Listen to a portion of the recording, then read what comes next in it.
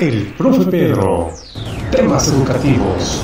Innovación tecnológica, plataformas y herramientas digitales, gamificación, tutoriales, entrevistas y tendencias geeks. ¡Comenzamos!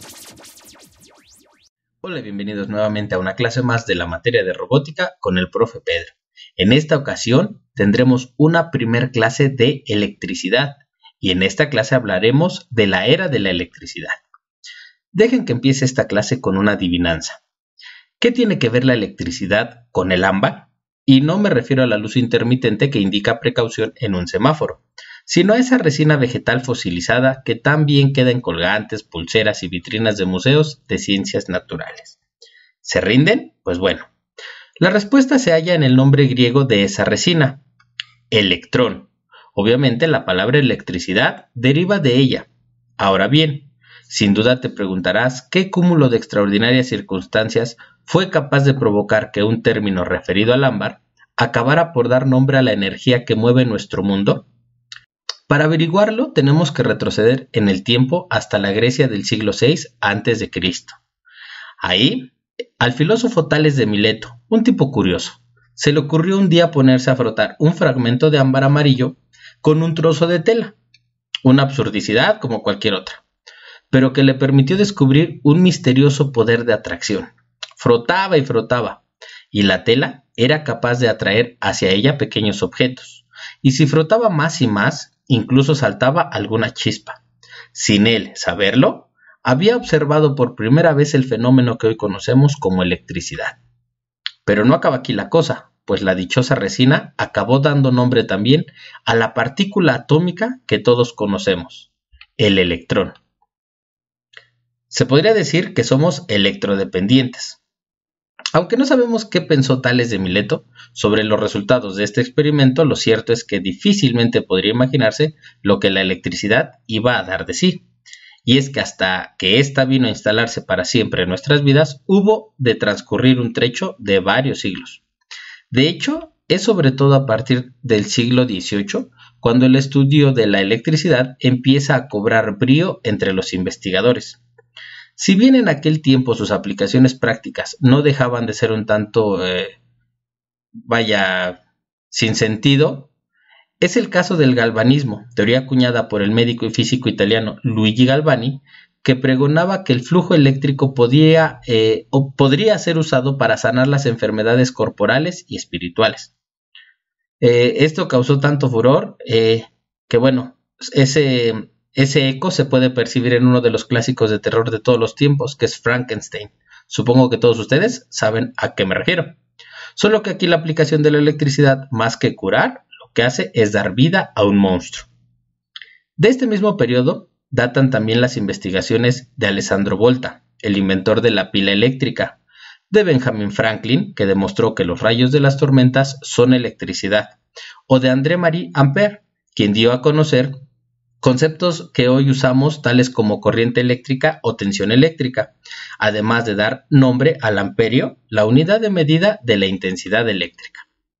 Los descubrimientos de todos ellos empezaron a tener aplicaciones prácticas ya en el siglo XIX. El telégrafo eléctrico de Samuel Morse, por ejemplo, revolucionó a partir de 1833. El campo de las telecomunicaciones y otros tantos podría decirse del teléfono patentado por Alexander Graham Bell en 1876, seguido casi de inmediato por el fonógrafo y la bombilla de Thomas Alva Edison. Estos y otros muchos inventos, unidos a la aplicación de la electricidad a la industria, abrieron paso a una nueva era caracterizada por un progreso tecnológico vertiginoso, similar al que encontramos en la segunda década del siglo XXI. Hoy la electricidad es algo tan presente en nuestras vidas que paradójicamente se ha vuelto invisible. Solo nos acordamos de ella cuando nos falta y cuando nos llega la hora de pagarla. El resto del tiempo ni siquiera reparamos en hasta qué punto dependemos de ese fluido o de que ese fluido llegue correctamente a nuestras casas, calles o empresas. Pero solo hace falta que eches un vistazo a tu alrededor para ver la cantidad de cosas y artilugios absolutamente indispensables que sin su chispa no son más que cachivaches inservibles. En casa, elementos básicos como las lámparas, el refrigerador, el microondas, el aire acondicionado, el lavavajillas, el despertador, la aspiradora, la plancha, el secador o la tostadora tienen sentido gracias a la electricidad, sin olvidar el ordenador, el televisor, el DVD, el aparato de música, el dispositivo móvil, el ascensor, y lo mismo pasa en tu trabajo o en la misma calle. Tenemos a los semáforos, los cajeros automáticos, la iluminación, las estaciones, el metro, el aeropuerto, en fin, ¿para qué seguir? Sin electricidad, las fábricas se paralizarían y las ciudades se apagarían. Dicho en otras palabras, nuestra vida retrocedería a los estándares de principios del siglo XIX. ¿Te lo imaginas?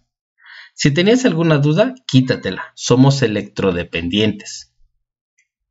Sabemos ya de dónde viene su nombre, algunas curiosidades históricas y su importancia en nuestro estilo de vida. Pero aparte de eso, ¿qué más sabemos de la electricidad? Si somos sinceros, la mayoría responderemos que poco más de nada, igual que ocurre con tantas otras cosas que estamos tan habituados a ver. Lo único que nos importa es que cuando pulsemos el interruptor, el foco se va a encender o que el televisor no se apague justo en el momento en que nuestro equipo va a marcar un gol o en que el héroe de la película está a punto de liquidar al villano. Sin embargo, sin duda sí que sabes que la electricidad se genera de distintos modos. Bueno, a partir de combustibles fósiles, por ejemplo el carbón, gas natural o petróleo, en las centrales térmicas clásicas, con energía atómica en las centrales nucleares, y gracias a fuentes de energía renovables como el agua, el viento, el sol y etc. Y sabes también que esa electricidad es transportada, distribuida y llevada a nuestras casas por unas compañías del mismo modo que sabes que puntualmente te llega cumplida la factura. Pero desde que nace hasta que llega a casa, ¿qué pasa con la electricidad? ¿Qué camino sigue? De eso precisamente se tratará en estas clases, pues es ahí donde entra en juego una compañía llamada Red Eléctrica. Ella es la que se encarga del transporte alrededor del país de llevar la electricidad o la energía eléctrica hasta nuestros hogares. Y te preguntarás, ¿qué pasa con las pilas? Es verdad, se trata de pequeños depósitos que convierten la energía química en eléctrica, pero eso solo funciona en dispositivos a pequeña escala.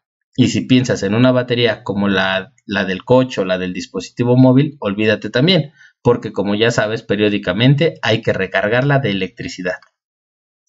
No, la electricidad no es como la gasolina, que se elabora a partir del petróleo y luego se deposita en tanques y se distribuye por las distintas gasolineras. La electricidad se genera en el momento en que se necesita.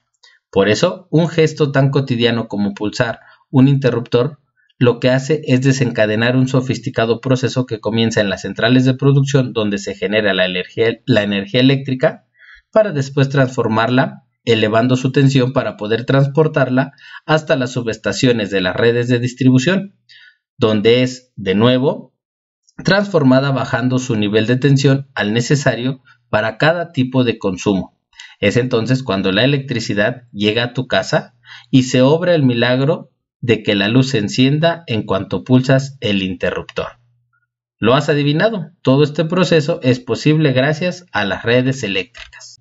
Y bien, espero que les haya gustado esta primera clase de electricidad. En la siguiente clase veremos más específicamente qué es el sistema eléctrico. Vamos a ver a la electricidad como una fuente de energía secundaria y los tipos de centrales donde se genera la electricidad. Bien, recuerda suscribirte, compartir y si el contenido te ha gustado, regalarme un pulgar arriba. Y recuerda también seguirme en Spotify y Apple Podcast como el Profe Pedro. ¡Hasta luego! El Profe Pedro. Temas educativos. Innovación tecnológica. Plataformas y herramientas digitales. Gamificación. Tutoriales. Entrevistas. Y tendencias geeks.